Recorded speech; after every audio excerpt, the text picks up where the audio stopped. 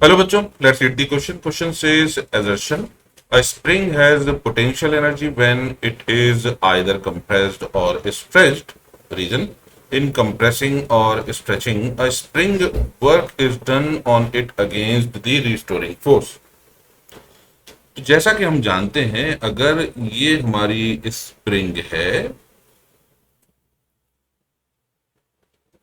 और स्प्रिंग को अगर हम स्ट्रेच करेंगे फोर्स लगाकर, तो स्प्रिंग फोर्स अपना फोर्स लगाएगी इस डायरेक्शन में। तो हमें मालूम है जो पोटेंशियल एनर्जी होती है that is change in potential energy is equal to negative of work done by conservative force,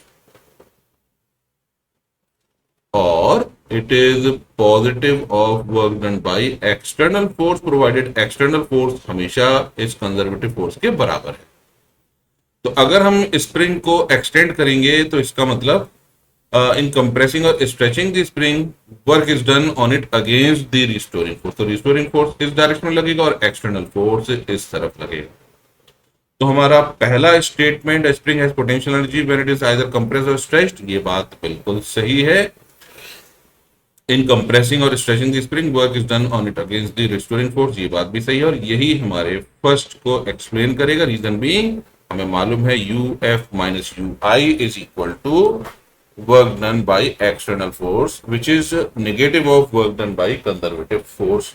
तो हमारा आंसर हो जाएगा 1। I hope you understood the solution. Thank you.